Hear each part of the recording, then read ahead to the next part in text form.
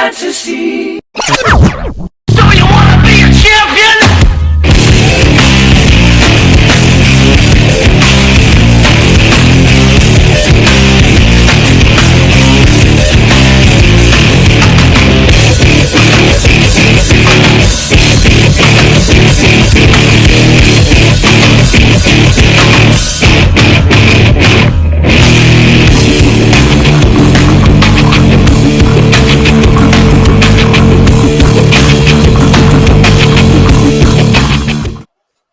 G'day out there, everyone in the Supercoach world. It's Tragics Boys again. So tonight we're doing something different. We're doing a pod where we're going to look at different people's sides and we're going to see what we can do to fix them or whether we're going to validate them.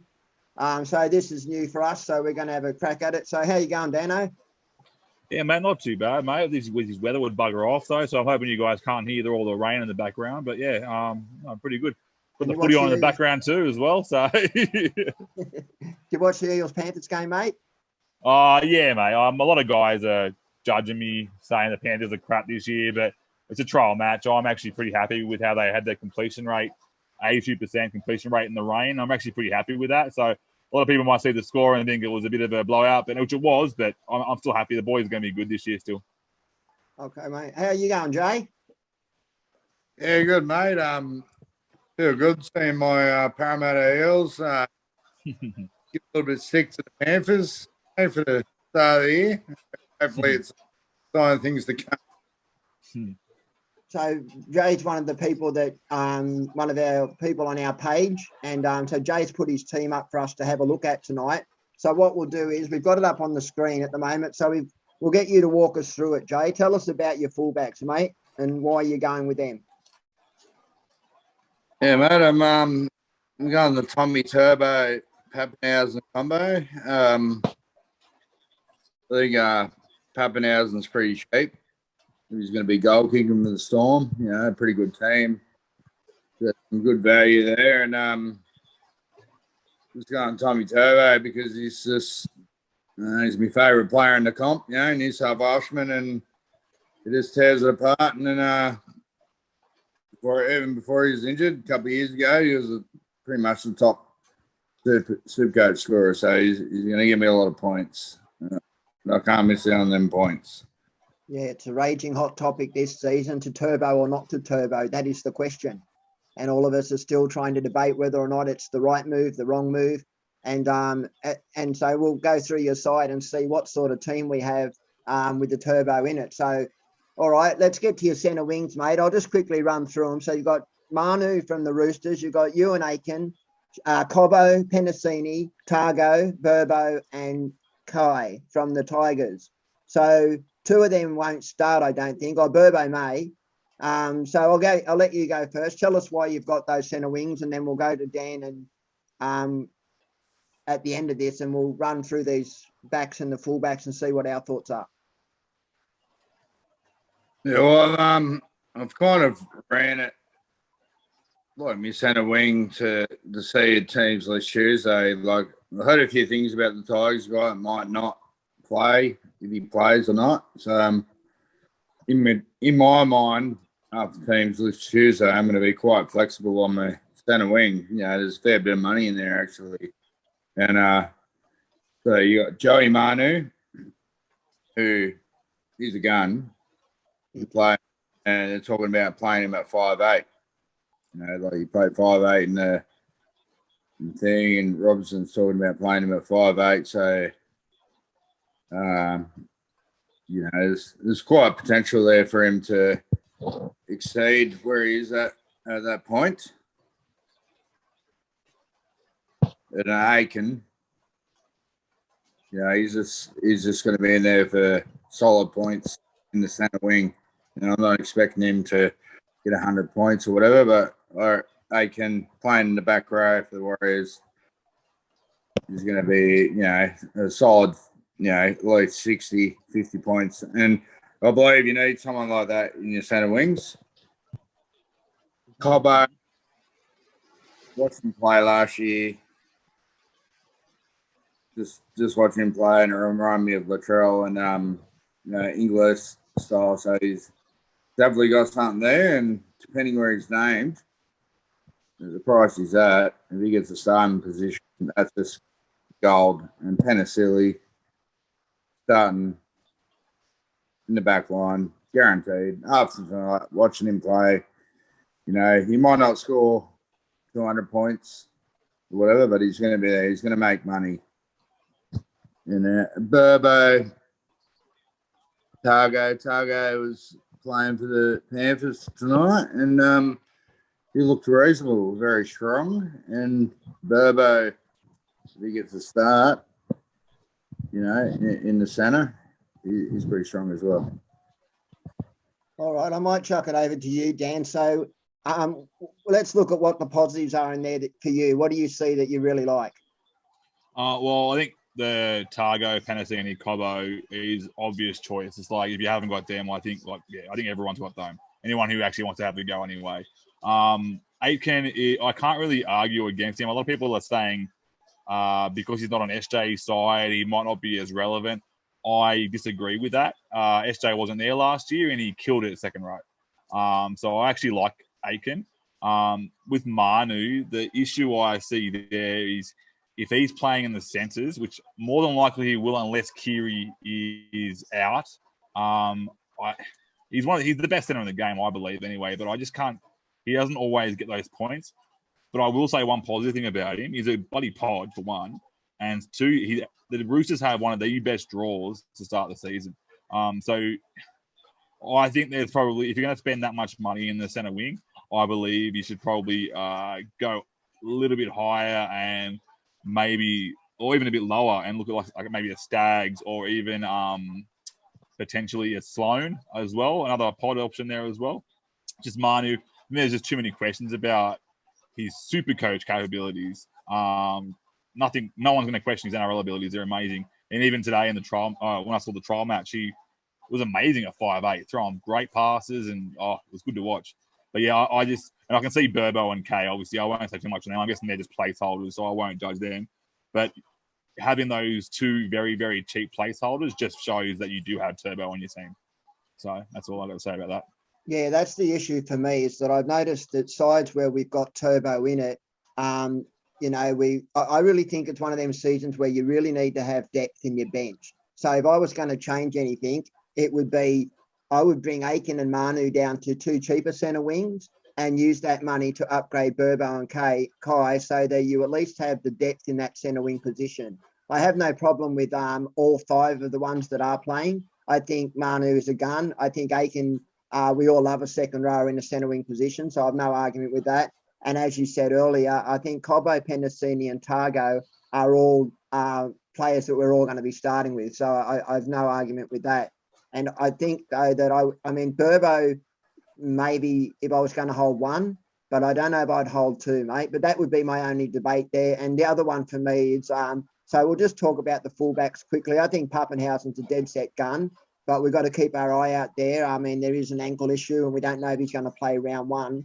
And Turbo, well, we won't take that debate any further. It's been going all season. He's priced heavy. He's a gun. We know what he can do. Scary not to own. He's going to be scary to own too, I think, based on price. But as you pointed out earlier, Jay, which is true, I mean, you only lose money if you're selling.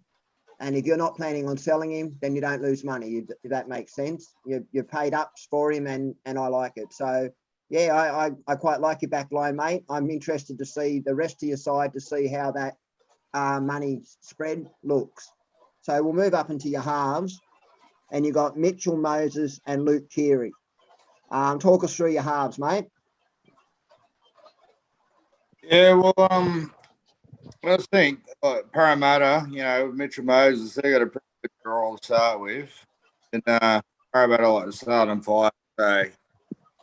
And Moses is priced pretty reasonable, goal kicking, halfback from the mighty Eels. And I think he can at least hold his value or maybe exceed that value in the after the season. And with Carey, he was playing pretty good, but he got injured. But Roosters come back to pretty much a full strength side, and they've got a pretty easy run too. So if Carey can hit his straps, he might be able to, get some of them good scores he can get. But they're both Moses and Carey. Everyone like over years. You get 100 points out of them, you can get 30, 40. But that's the strategy I'm looking at. All right, so I'll throw to you in a second, Dan. Just before I do, I'll say I don't mind Moses. They've got a really nice draw. He's a goal-kicking halfback. I think that if you have to lighten in one place, that's probably one place you can do it. That's if Cleary doesn't start. I'm a little bit concerned about your bench. I think Ezra Mann's another non-starter, which that gives us 3 non-starters in your side. And I think Elias will be in everyone's side. So what do you think of the halves you see there, Dan? Yeah, well, one thing I will say, obviously I like the look of Moses. The only problem there is every single year to start the season as Supercoach, I've always liked the look of Moses. And it's very rare that he's actually made me feel happy about choosing him. And it's like on paper, it looks like you should get him. Really, everything says you should get him, but every single year he's let me down. But in that trial today, he looked amazing. He looked really good. Kicking game was on point. So I can't really judge you for that because I think the price is right and his potential is there. With Carey, I haven't seen enough upside. I saw he started off last season with a decent upside, but that was 2.5 matches, and I like to see consistency throughout those players. I believe that Carey is not really a relevant Supercoach player, and I'm happy to be proved wrong later on in the year, but I just can't see him. He'll probably get you those 70 points against those weaker sides, and then I don't see him getting big scores other than that. I think he'll play against a really solid team like the Storm and get you a 20. And at the price point that he is, he's actually inflated. You obviously get a discount for him, but he's quite inflated for what he can actually distribute in the Supercoach points. So at his price, if you go down a little bit more, you got people like I'm a Panthers fan, so I'm going to be putting my foot out there. You've got Luai. If you go even lower, you've got Sexton. And I believe those 2 players are actually quite better options. Also carrying risk, but also better options than what Carey is. So my job's to pick out the pros and cons. So let me give you a couple of pros and cons. The one on Moses is Gutherson. A lot of the sweep plays that they play on the left side will go to Gutherson, and even on the right. If he's playing on the right side, I like Moses more. What I saw of him today with that kicking game, I liked it. So Moses one, I don't mind. Carey, although, comes with great risk. I feel like he's had that HIA injury history, and a few different injuries. So I think there's a lot of risk on the Carey one. Carey and Sean Johnson are 2 that I've seen in a lot of sides. And you can't argue the left edge of the Roosters. You can't argue the right edge of the Roosters. They're a ceiling club. They've got ceiling players all around them. The other fear I have for Carey is Tedesco. I think that he will steal points from Carey also. He'll come in on that sweep play and then pick up the winger or whoever he picks up. And the points seem to always go to Tedesco. So they're my only downs on him. But look, I don't mind them. I think that it's a counterbalance to getting Turbo and Pappenhausen. So let's move up to your forwards, mate, and have a look what you've done up there, eh? Yeah, no. All right, we'll start from the top. So you got Walters and Randall. So Randall's in everyone's side. And I like what I've seen for Randall. He's a beast. He tackles a lot and beast, whichever way you want to put it. Sorry about my tongue tie there. And but I like Randall. I think Walters is another one who won't start. Oh, sorry, he will start. I'm sorry, I'm wrong. So Walters will start in the 5'8" position. So actually, I don't mind that one either. My only fear with having 2 cheap hookers is that sometimes it can be hard to get up to the one you want. But with the trade boost this year, that might make that easier for you, Jay. So talk us through your hookers, mate. Yeah, obviously, with getting Turbo, check else. So I went with the hookers. But you look at last year, the way the game was played, the hookers were actually the ones who were like a little bit behind, so to say, to the previous years. The hookers used to score score good, but then you go back and score, Cook, whoever in the hooker, just sort of drop back a peg. And I was thinking, if you get opportunity with Billy Waters, he's got his dad coaching at the Broncos, he's pretty cheap and he's pretty good. I've seen Waters play, so Randall, they're going to give us points. I reckon they're going to make a little bit of cash. Might not be quick, but at least they'll score enough points, to not drop you back too far and still be able to make money to transition to someone like Harry Grant if Harry Grant hits a bit of form. Yeah, okay. What do you think, Dan, about these nines? I've started, I think it was 2019 with 2 cheap hookers. And I know the times have changed, so I'm obviously trying to keep up with the times. But I've been bitten so bad with starting with 2 cheap hookers before. However, I do like your point. You say that the hookers are no longer those point-scoring players that we once used to have when the Cam Smiths were around, and even when Cook was back at his best. I definitely see some money to be made there with Randall and Walters. There's definitely going to be some money made there. And even though the Broncos might not have the best defense and they'll probably leak a lot of points, their attack is not too bad. So I see Walters getting a few attacking stats there, but I also don't like relying on attacking stats. But I reckon with those 2 there, I'd see the price rises going up, but you'd have to probably nuff one out when they're peaked and then upgrade the other to get Grant. And I'm not sure if this is the season to be nothing to get players. It's going to be a bit tricky. Yeah, that's my fear too. I think, like I said it before earlier, I think depth this season is going to be more important than ever, with COVID. And, I just think that there's different scenarios this season where you really need depth in your side. But having said that, I've seen quite a few sides with Cotter or Walters as their second 9. And I do agree with you, Jay, in that it hasn't quite got the upside that it used to have, the appeal that it used to have some years ago. So I don't mind that so much. So we'll move on to your front row. And you've got you've got Haas and you've got Tavita Pangai Jr., who I think are probably 2 of the better front rowers in the game. So from my perspective, they're guns, no argument. And you've got George Burgess, who, looks fit this year from what I've seen. And you've got Tuvalu on the bench. So you want to talk us through your reasons behind your 4 front rowers, mate?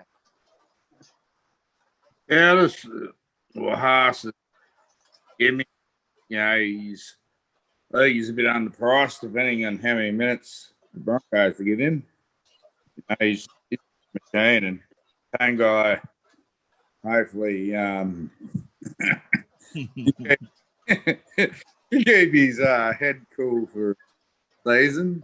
He's a great player. I've followed Pangai for the years. From when he was junior at Canberra or whatever. And he's a bloody weapon player. Head cool, and Burgess, just going there, depending on how many minutes. He's cheap. Could make some money. Not sure. I'm not sold on them. And then the Melbourne player, I'm not sold on him either. It's just like a holding place until Tuesday. Really, I need to get a better look there. Yeah, okay. So, all right, Dan, I'll come to you quickly on those forwards. I think both of you and I will agree that the front 2 are gun front rowers. Anything you think's wrong there? No, obviously George and Tavulu are just placeholders, so I'm not going to touch on those. But what I will say is this is I'm not saying I say these 2 players, but this is the perfect makeup for a front row, I believe, where you've got that solid base in Payne Haas, and he's the best front row in the game. And then you've got that freakish ceiling there with Peter Pangai. And I know what you mean by his hot head. I think I've watched him. I've had him a lot of times in my team as well. But I reckon his time with the Panthers actually really mellowed him out a little bit as well. And I think this is like my favourite front row, these 2 here. So this is what I want to start with personally. So I can't argue with this at all. Yeah, I like it. I actually really like Tavita Pangai this year. I know a lot of people are even screaming trap on him. I'm not. I think that he'll have more offloads this season, and it will be interesting to see how he goes. How you going, bro? All right, boys. Can we get all of you? There we go. We're just doing the first half of the pod, bro, and I'll explain as we go. So we've got only one little bit more to go, and we'll get to the second rowers. So let's have a look at who you've got. You've got Angus Crichton, Tarpany, Jaye, Arrow, Tuolagi, Maroa, and Gaia. Okay, that's an interesting makeup. So the bench is looking very flimsy again in that position. So that would be my fear there, if I'm being honest with you. And that's my job, is to be honest. I think that, again, I keep pointing out to you, I think that it's important to have depth this season. And I am seeing a lack of depth in your side. As for your starters, Angus Crichton, I've shouted him out to be the top scoring second rower this year. So it'll be interesting to see how that pans out. Tarpany, look, I love what Tarpany does. I think he's one of the better forwards in the game. Personally, I would be looking myself at someone else, just because I think the Raiders have too many mouths to feed in that side, and we just don't know what sort of minutes you're going to get from him. I think Tarpany's a good shout in your front row. So if you need to save money, I would look at maybe looking at moving one of them forwards, putting Tarpany up there and using that money to maybe invest in your bench. That's just me personally. And I really like Arrow, again, a second rower. He's available in the front row position, and he'll be playing second row for the Bunnies on that left edge outside Walker. So I really like Angus and Arrow. I'm not so sold on Tarpany. What about you, Dano? Yeah, honestly, I'm so annoyed with the Raiders because they got the best super coach forwards in their team, some really good quality football super coaches in that team, and I just can't see where all the minutes are going to come. We have to really look out for TLT. If that bench looks like it's looking pretty good, for example, I don't see it happening, but I've seen what's his name? Sorry, the fullback CNK come off the bench a few times. If that happens, and he comes off the bench, and then you got Starling and CNK on the bench, then Tarpany is a definite go for me. But I just don't see it happening. There's so many quality forwards in Canberra. I see Tarpany getting about probably maybe 50 minutes max, just because there's so many mouths to feed there. Crichton, can't argue there at all. I brought him in my team as well. And Arrow, another one that I still think is a bit of a risk. I've had him in and out of my team a few times. I'm finding I've got a team right now that has Turbo in it, and I've saved a lot of money in the second row to field 25 running players. And that's where I found, I think I've kept Crichton, but I've actually downgraded the rest of my team, the second row, and that actually helped feed into my reserves. And now I've got 25 active players. So Tarpany and Arrow could be potential downgrades to players like, I say, a Lukey, or I don't even know who else I've got at the moment, but someone else around that price. Sorry? Yeah, Katoa, Lanani. Katoa, yeah, that's who I got. Katoa, yeah. Yeah, I've got Katoa. Yeah, and there's some good ways to save some value there, and also build up, because obviously Maverick guy just dislocated his elbow in the last game as well, so he's definitely going to be out. So you need to upgrade him already. But yeah, so I reckon if you downgrade Tarpany and Arrow, you should be able to start feeding that money into your bench, which will be, and I reckon you still get a decent score out of those as well. Yeah, I think you've got a good side with a few tweaks. I think that Bullamore's one you could bring in, Elise Katoa, Lukey, Narnia from the. I really pay attention to the Cowboys game later on. Watch Cotter, watch their second rowers and their lock, see how they go. I'll just touch with you now. You're here, bro. What do you think of the second rowers and at the moment he's got there, mate? I mean, I don't think I'm going to chime in anything different. Crichton's a must. Obviously, the bench.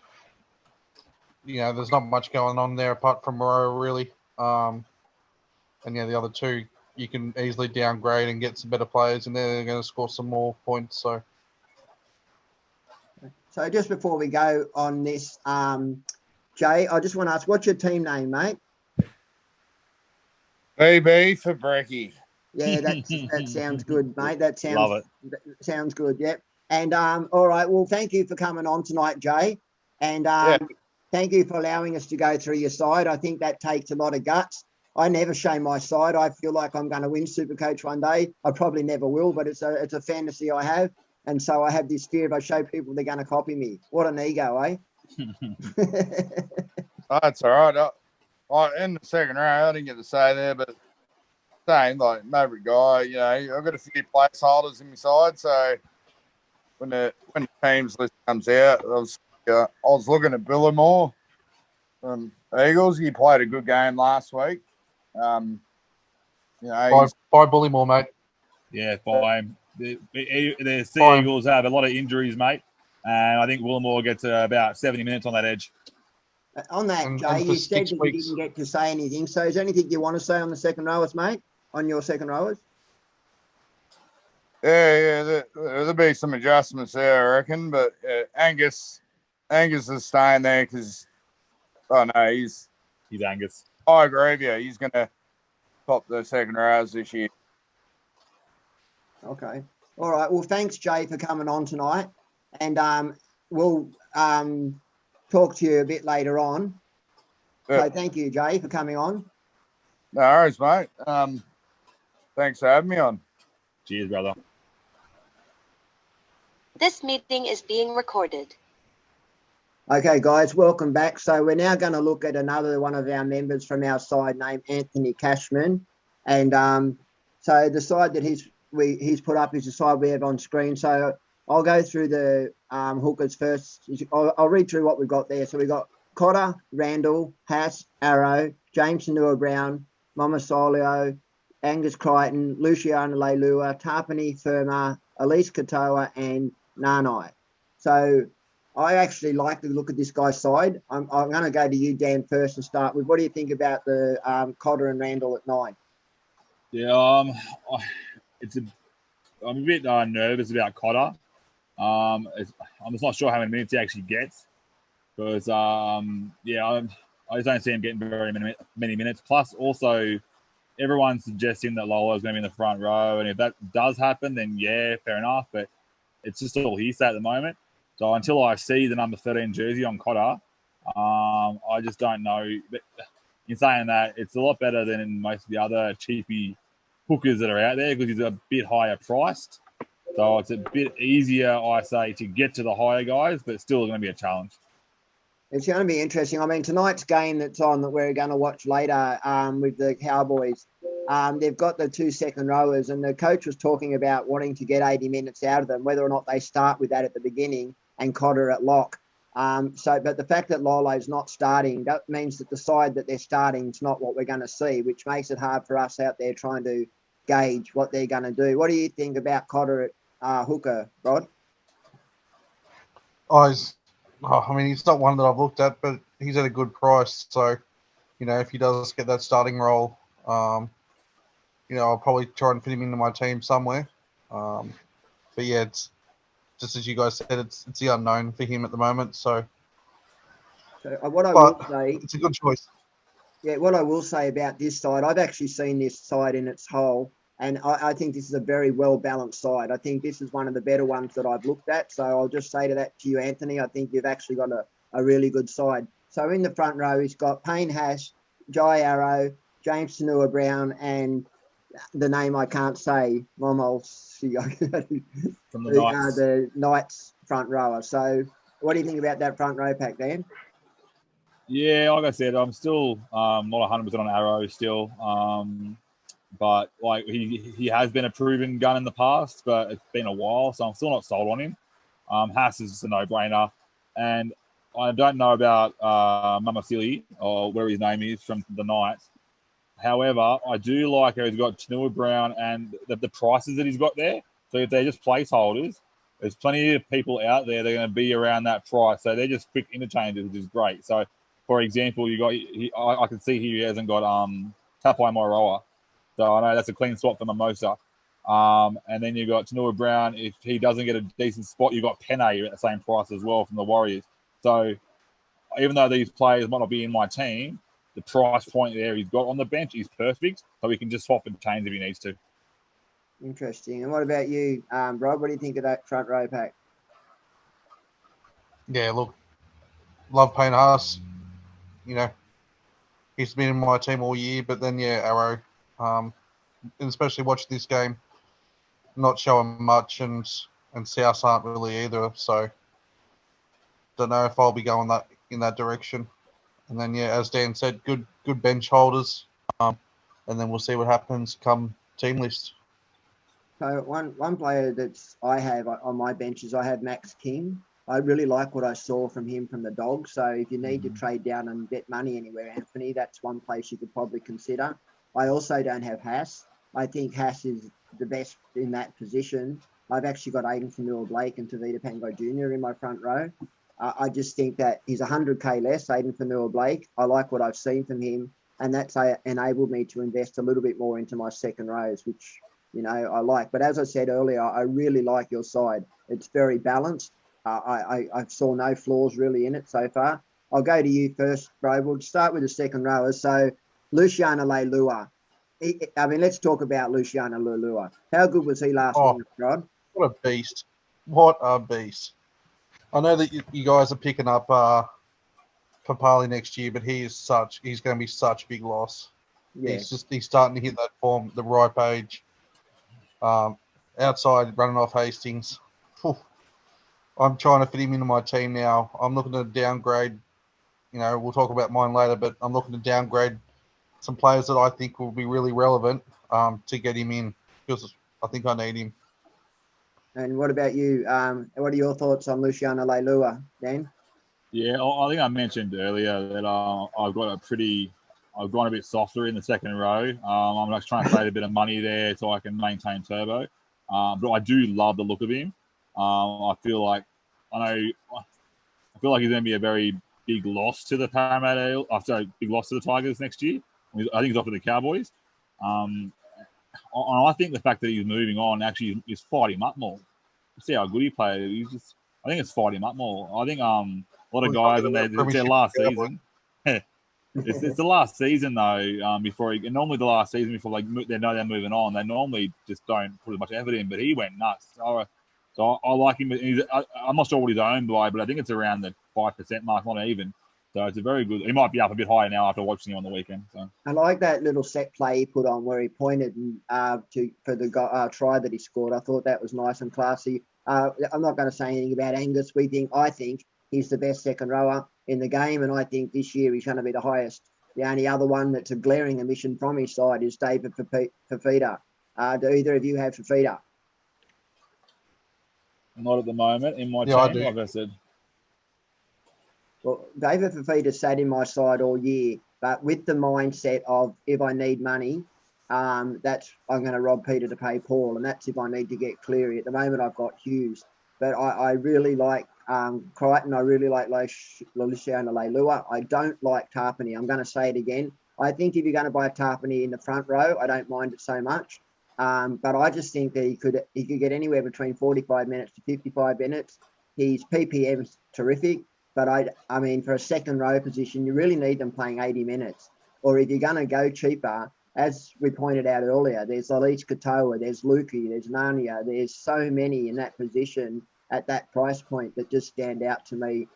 Even Bullimore, at Manly, who I've actually got as well, Bullimore. So let's look at his bench. So he's got Bo Firma. I don't mind Bo Firma. Minutes again. If English Tuesday might reveal something about that. If Proctor's in that side, I'm nervous on Firma. Elise Katoa, I like him, but I still don't think Elise Katoa plays 80 minutes. And Narnia, well, from what the coach said, he's working towards 80. So what do you think of that bench, bro? I'll go to you first. Yeah, the Cowboys won. Let's see what happens in the next game. Katoa again, just like the Raiders, man, there's too much talent to be spread across so many players. He might jag something for a fair few weeks, and then you've got Tohu back at round 10, so you wouldn't be looking to keep him past round 10. And then Fermor again, mate. Like, they've got a deadly little pack there at the Titans, so it will all depend on what that bench is on Team List Tuesday. So just quickly before I forget, so our next poll we're going to do is on centre wings, and then we got one Wednesday before, and that's after Team List Tuesday.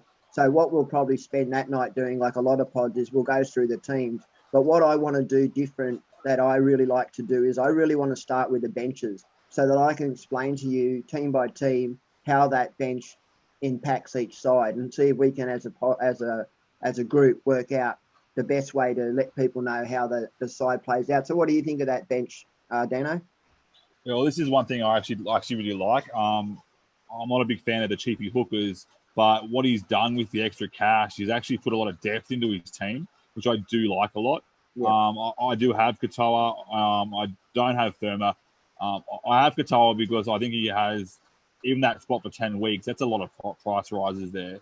I have no intention on keeping Katoa, but I think running off SJ, he's going to score a few tries. He's going to make a few line breaks. He's actually going to, I reckon he'll be around the, say, 520 mark and ready to get nice and juicy and upgrade him later on. That's where I saved my money there. But and even Nanai, if he does jag that edge spot, which I think it's between him and Dunn at the moment, I think that he's a freak. And if he does get that spot and they do go for 80 minutes, he's almost a must-have. And I hate using that word. So 343 for an 80-minute second rower, I think it's definitely something to look at. If he doesn't get that spot, you've also got Lukey around the same price as well. So you can easily swap them at the turn. So, yeah, I like it. So who does Katoa run off for the other 9 weeks while SJ's out? Yeah, we can only talk about what we know now. That's right. Yeah, I reckon Carey and Sean Johnson are going to give a lot of grief to a lot of owners. We'll move on to the backs in a second, but I just wanted to reiterate, Anthony, that I think this side has great depth. Both Dan and Brad agree that you've spread your money very well. So I think you're in for a good start and a good season. Let's go through your back. So we'll start from the bottom up.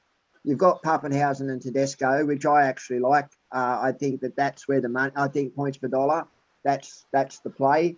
But, we won't get into the turbo debate now because there's a legitimate argument for both sides. You know what I mean? I've always started with revenue. I think revenue is key. And the fact that you've got Pappenhausen and Tedesco is the reason why you have the depth you've got. So I'll just touch on these quickly. What do you think about Pappenhausen and Tedesco, Dan? Honestly, Pappenhausen, Tedesco, Turbo Pappenhausen, you just can't argue with it. That's why I'm not a big fan of the debate with Turbo and all the other fullbacks because you can't argue it.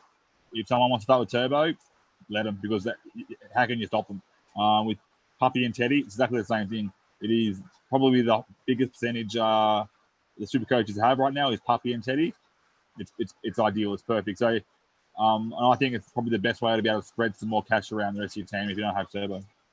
And as a backup to that, if Pappenhausen doesn't start round 1 as it's been predicted, I don't think Gutho's a bad shout to throw in there either based on that draw. So I'll quickly ask you, so what do you think about that? Is that's your starting back line, is it, Rod?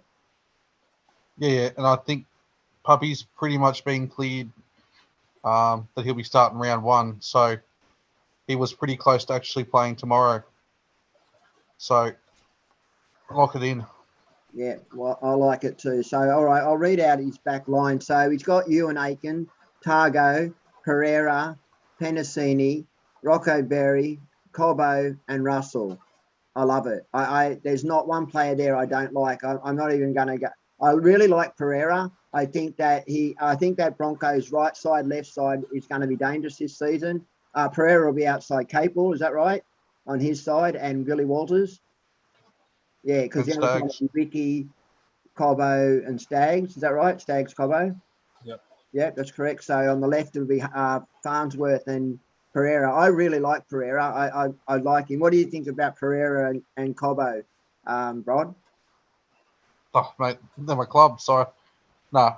I think there's a lot of value in the Broncos players this year. Take away where we're going to finish at the end of the year. But I think there's a lot of value in the Bronx.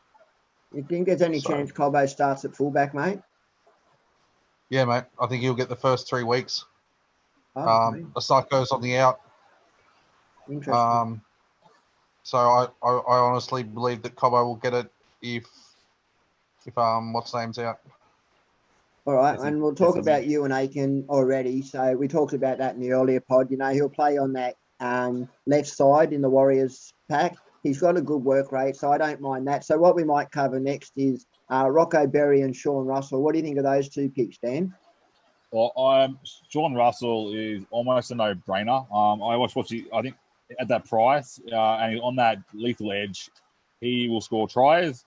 I wouldn't put it past him scoring a try a game. He's going to get those tries.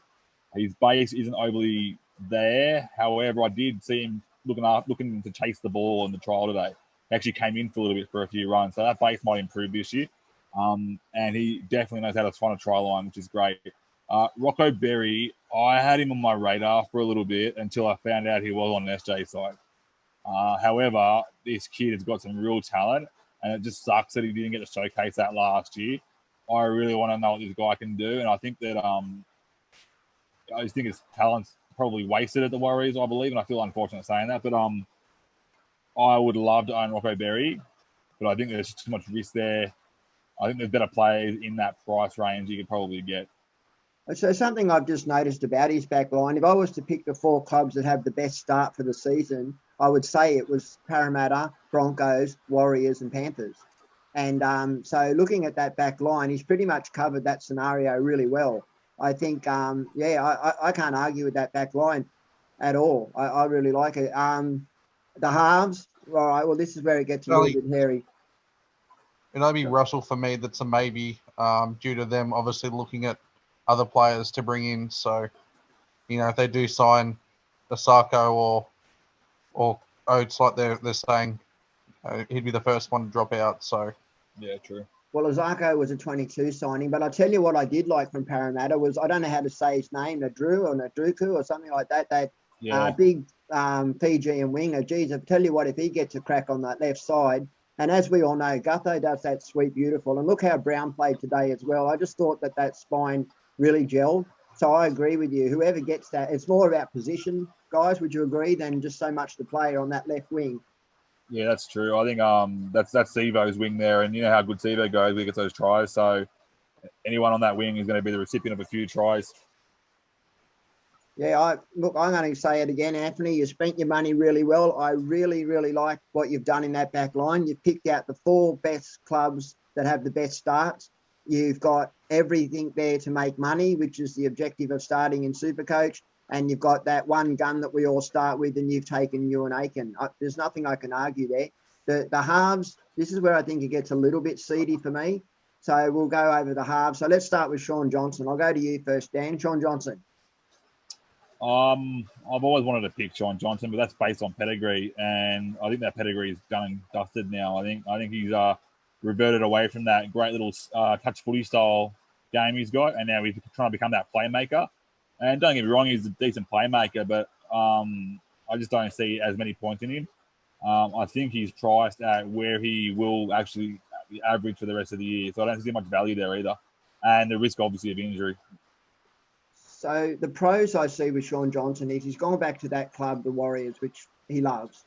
So, and we all know that some of his best stuff's been done at the Warriors. But one of the cons, you go on Supercoach stats and have a look at what he did last year from the 10 games he played. For me, it was ugly in a Sharks side that I believe to be better than the Warriors.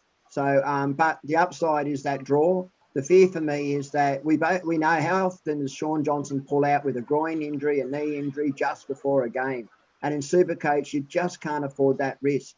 But again, as I said, the balance you've got in that side is really nice. I think if he was to put a Bullimore in for one of those forwards up there, he could inject a little bit more into them halves. And that side for me would be an even more impressive side.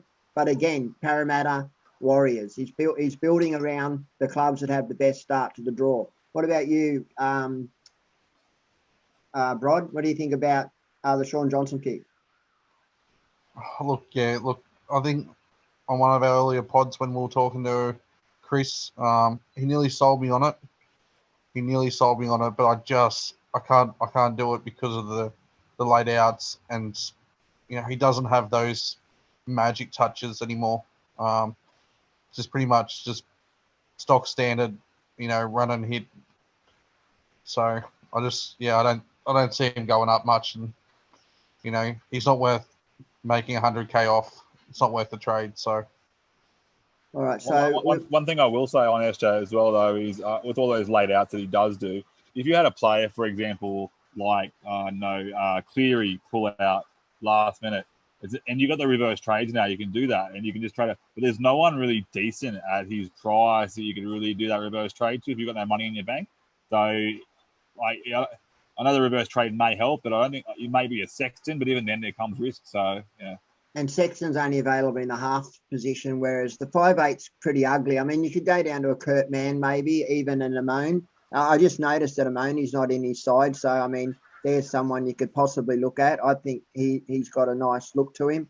I won't touch on Moses because we already have in the last bloke that we done. I'll just go quickly on Pakes. I love what I saw from Pakes. Number 9 plays heads up football, but for me, he would have to start.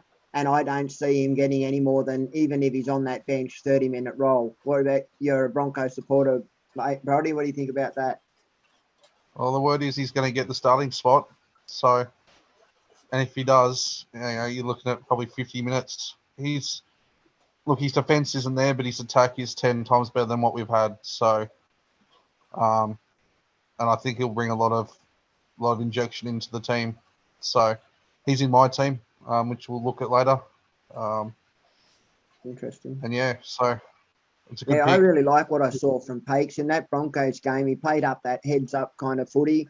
You know, he went over the line twice. One of them he scored, the other one he was held up. But he's got that heads up style kind of football. And I think there's a lot of exciting. I like what I see with that pack this year. You know, with Haas, Carrigan, Capewell.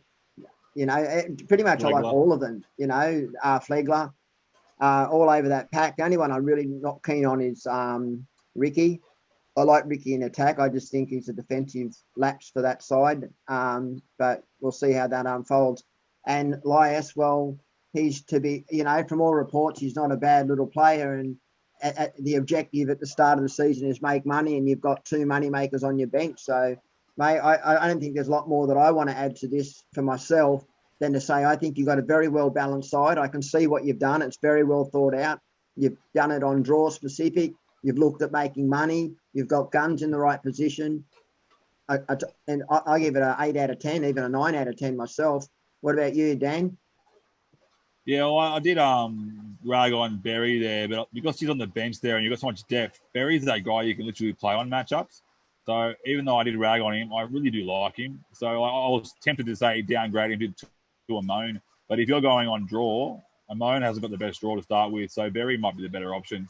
So Sorry, mate.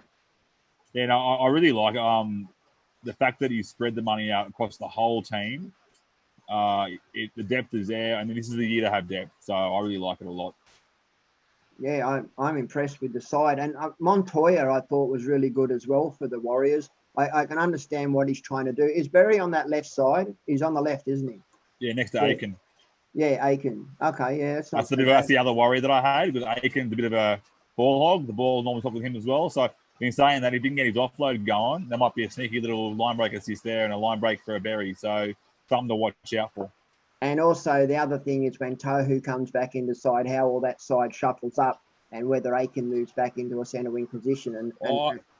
I like to look ahead, but 10 weeks ahead, when you're looking at cheapies and value picks, I think you don't need to look that far. In 10 weeks ahead, you can drop him out of your team and make some money. So, yeah, the trade boost this year will be interesting how it's used and adopted into play. So what about you, Brod, before we finish on this team? What's your rating on this? How do you see it?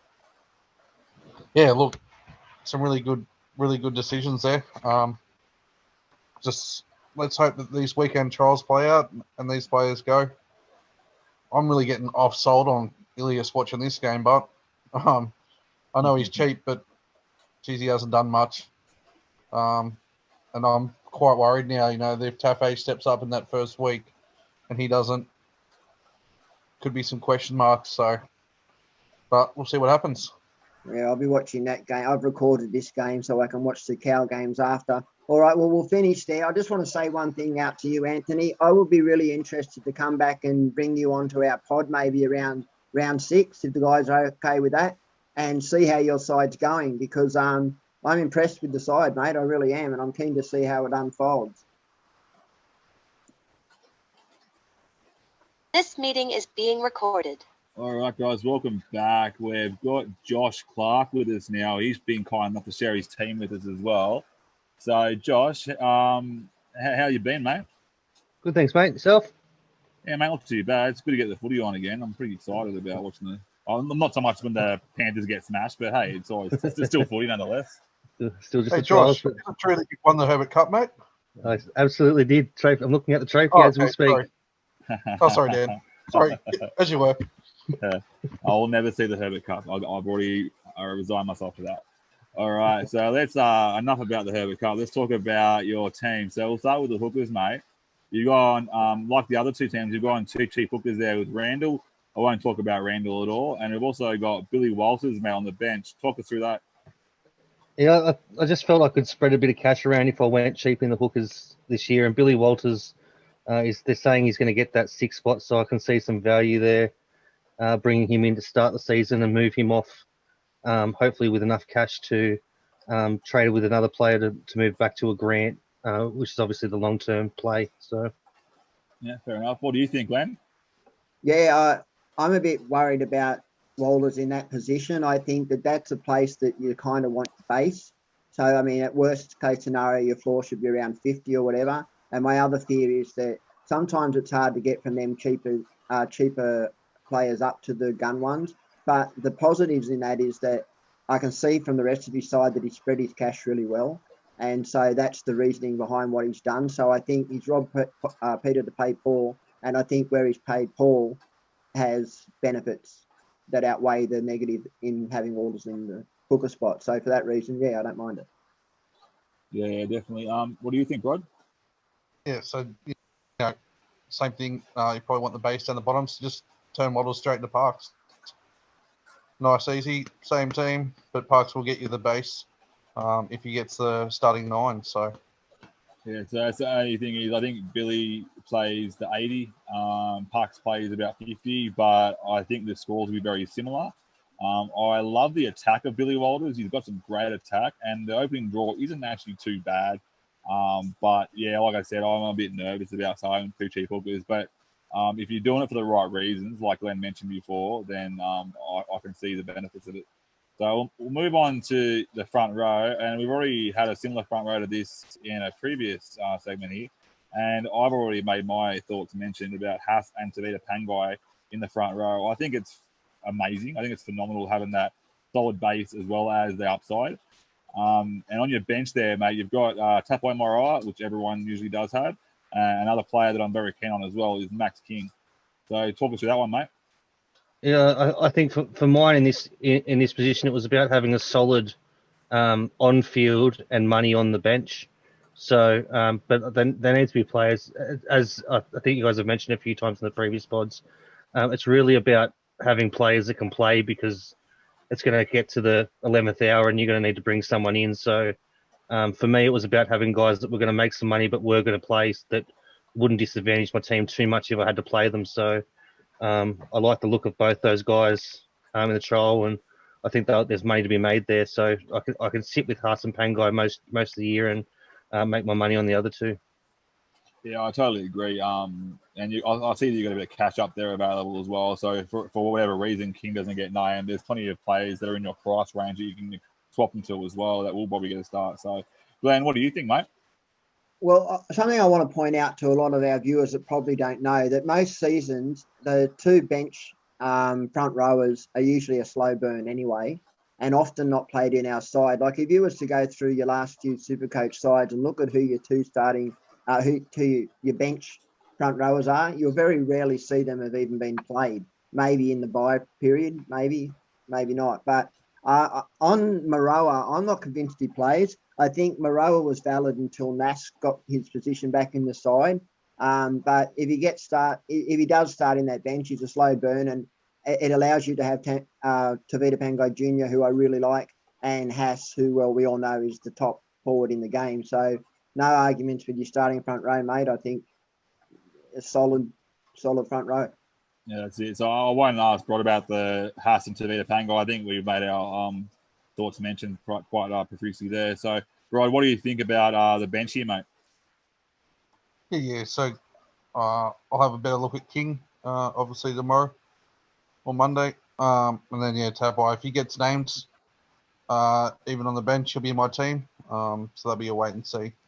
But just like 80% of other people, we've all got Moreau there, waiting to see what happens. So, can I just add something? If King does start in that 17, he's a workhorse. I don't know if you see him the other day, but he came on and he only played 30 minutes. And I think it was 15 hit-ups, 4 offloads.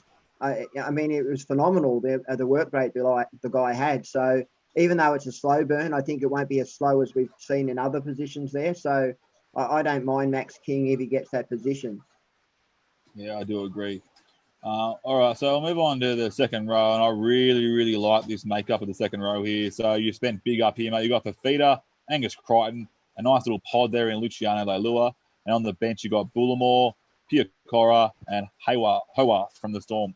So the only one I'm nervous about here, mate, really is Howarth, whether he gets that starting spot, or whether he gets that spot at all. Actually, in the 17, because like Glenn touched on earlier, we noticed that with Nas coming back, there's potential there that Howarth may actually miss out.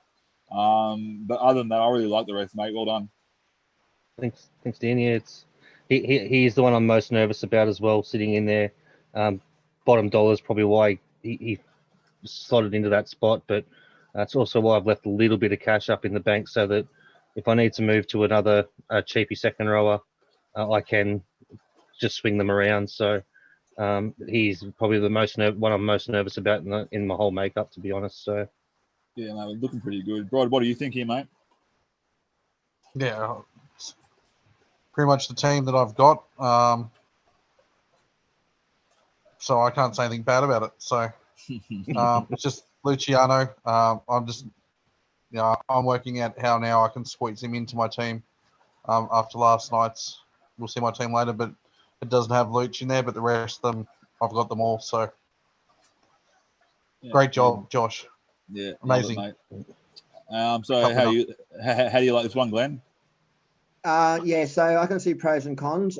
So I really like David Feeder and Angus Crichton and Luciana Leilua. I think they offered the upside. All three are ceiling players. So from that perspective, I think it's really good.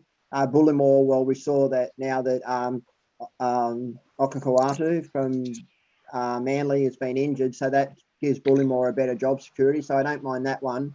The other two I'm a bit weary of, and I'll tell you why. I think that how I mentioned that it's a slow burn in the bench for the front row, the second row is not somewhere I would do that. So if I was me personally, I would look at drawing some money from somewhere in your side, and at least with one of them, bringing him up to maybe a Tuolagi if he starts. There's a few value picks out there like Katoa, Lukey, Nani, around that 300K. So I still think there's a lot of cons on Fafita. I'm not convinced yet by Fafita. If he starts, then I'll probably run with Fafita. But if he doesn't start and he gets his bench spot, it would be a really nice investment for you to bring Fafita down to someone around the 500K mark, like a Curran, Madison. There's a whole host of really good ones you could choose from.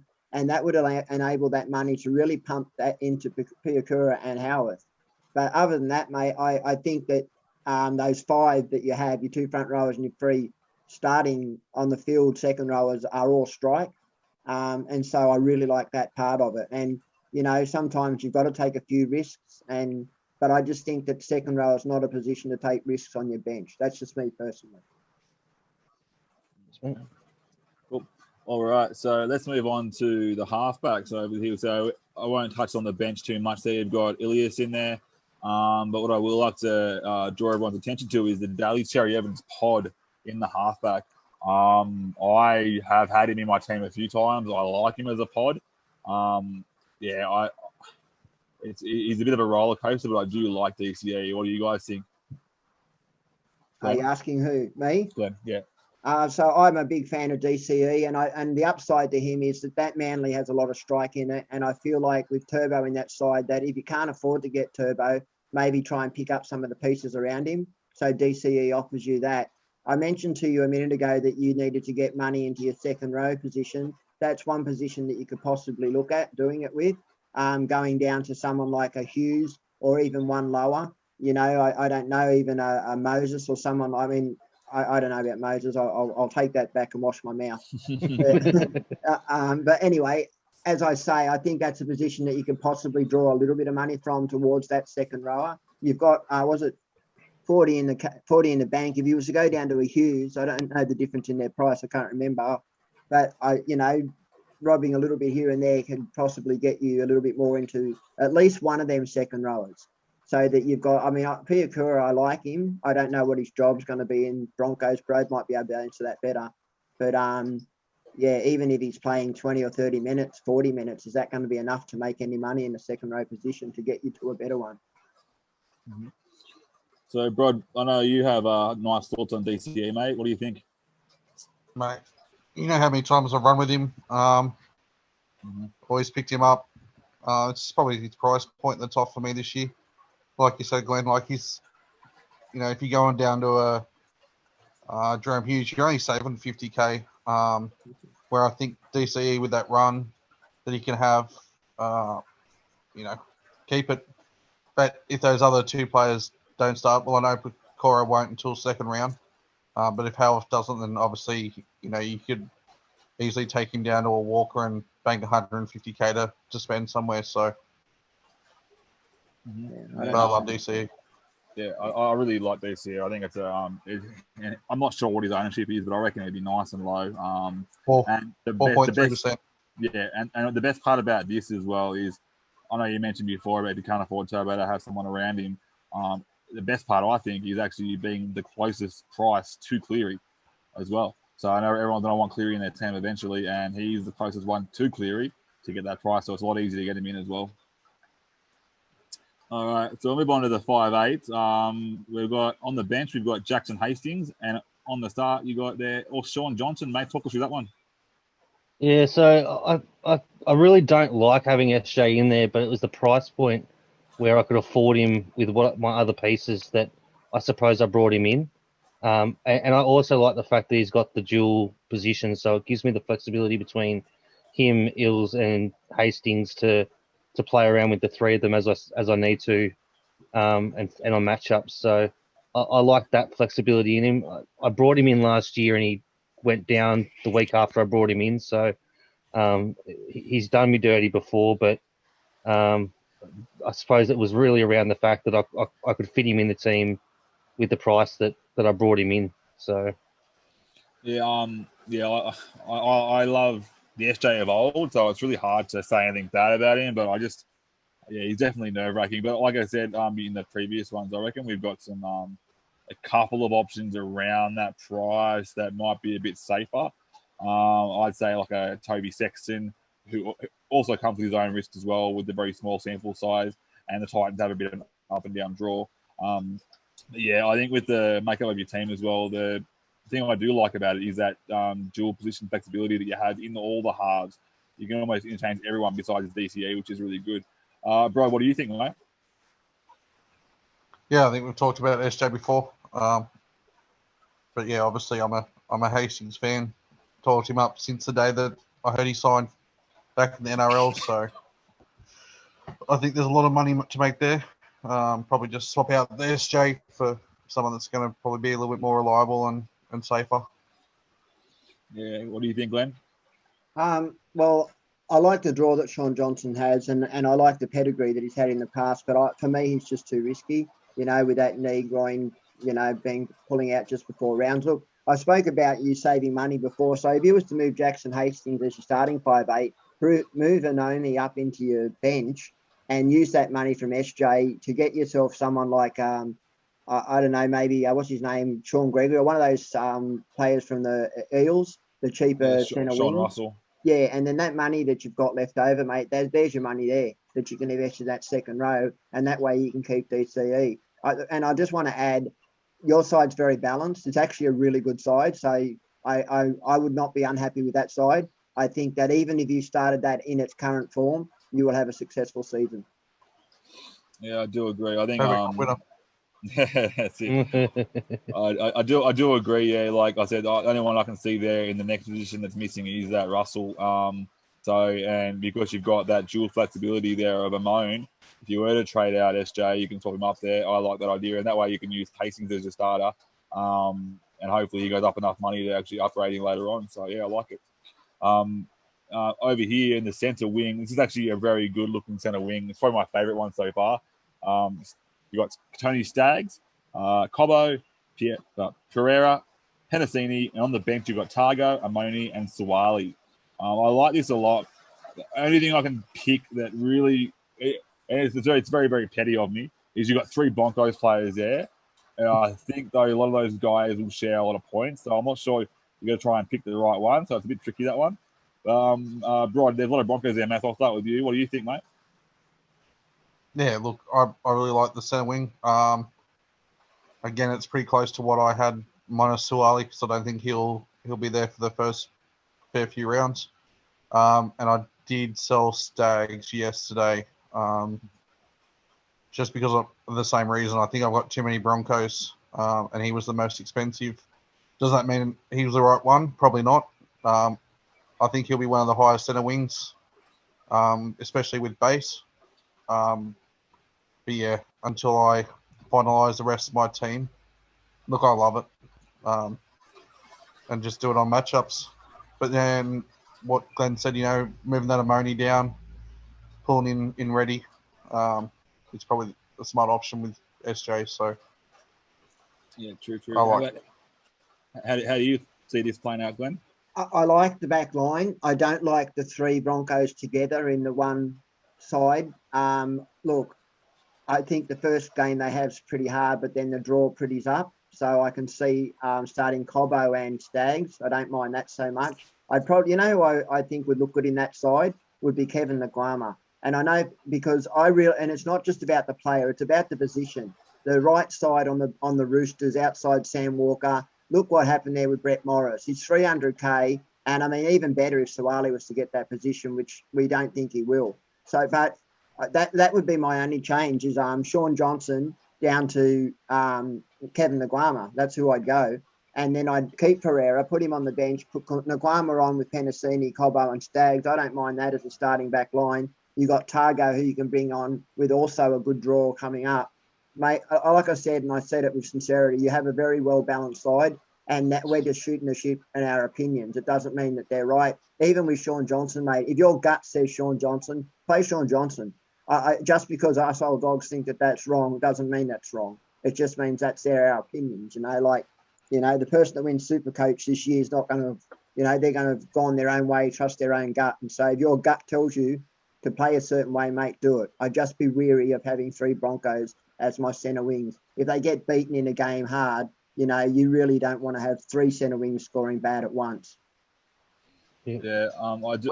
I'm just buying my grand final tickets now for the Broncos. Good luck with that. But one thing I will say as well is, and shout out to NRL Supercoach stats. If you see the Broncos are versing up a side that may have a weaker left edge, you can literally bench the right winger, for example, and actually play the left wingers. And so having that option there as well, because you do have 7 centre wings there that will play, I believe you can actually bench, say, for example, they might have a strong defensive right edge that they're playing against. So you put Staggers on the bench and you play Pierre and Cobbo or some other option like that. There's other ways around it as well. But, yeah, it's a bit nervous having that many players in one team. So I won't go too hard on the next position again because we've already spoken about it. We've got James Tedesco and Pappenhausen at fullback. I'm not going to say anything about it. I think it's perfect. What do you guys think? I just wanted to add one more thing. So the upside to Stags and Cobbo is they're on the same side, and there's nothing prettier in Supercoach than when 2 of your players match up together. So Stags offloads to Cobbo and they put in that double. So I really do like that. I just think that you're short one. And, I mean, even if you wanted to keep that back line and put Targo on and Pereira off, that would give you a little bit more insurity. But I mean, they're the fullbacks that I've started, so I'm not going to, I really like it. And I own a majority of your back line as well. So your side's very close to mine in many areas, apart from the halves and the second row. Yeah. I don't know if there's any point going to Brod. I think Brod agrees too. Is that true, Brod? Yeah, mate. No, that's it. No more bagging on. So once again, we'll just finish up here. But once again, thanks, Josh, mate, for being courageous enough to let us dissect your team. Mm-hmm. Thanks for coming on, mate. And look forward to hopefully having you on in the future and seeing how you're going maybe around 6. Yeah, certainly. Sounds good, boys. Thanks for having me. Yeah, can I just add to that? Would you mind coming on around 5 or 6 or 7 and let's see how your side's gone? Absolutely. Sounds good to awesome. me. All right, That's how you're going in the Herbert Cup. Yeah.